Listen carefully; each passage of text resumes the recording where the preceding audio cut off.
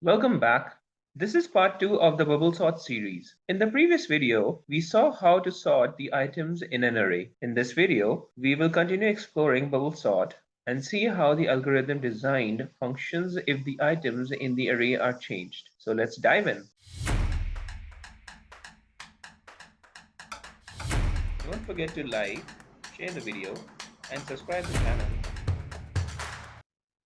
Hello, and welcome to my YouTube channel, Study with Ness. Here is the algorithm we designed, and it works perfectly for the items currently in the array. But what if the item at index 3 is changed to 40? Let's populate our trace table with the updated array and run the loop. In the first iteration, 60 at index 1 compares with 50 at index 2, which makes our condition true and the swapping sequence executes. In the second iteration, 60 at index 2 compares with 40 at index 3, and again the condition becomes true and the swapping sequence executes. And the process keeps going on until the last item in the array. Now, if we check the updated array, we have 50, 40, 60, 80, and 90, which does not seem to be right, as 50 is coming before 40 at index 1 rather than 2.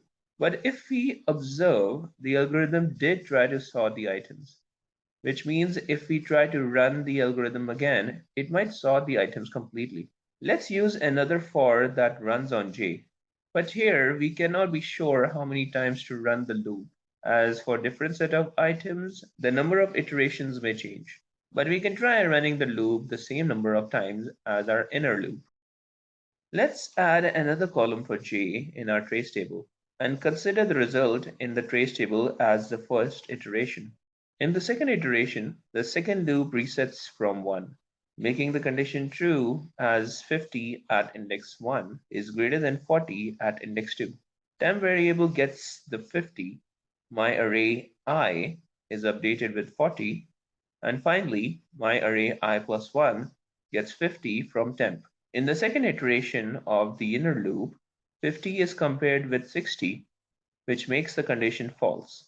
And so on, the inner loop keeps comparing the remaining items in the array. The outer loop iterates the third time. The inner loop resets from 1, comparing 40 at index 1 and 50 at index 2, resulting the condition to be false. In the second iteration of the inner loop, 50 at index 2 compares with 60 at index 3, resulting the condition to be false again. And so on, the loop keeps comparing till the last item. And so does the outer loop keeps going till j becomes greater than 4, making no change in the array. Now, if we look at our updated array, we have the items in ascending order. And that is the end of the second part of bubble sort. But still, there is more to explore in bubble sort that we will see in the next video. The link to the next part can be found somewhere on the screen. If you found this video interesting, don't forget to like the video. I hope you liked the video. If you have any questions or suggestions, please leave them in the comment section. That's all for now. Peace out.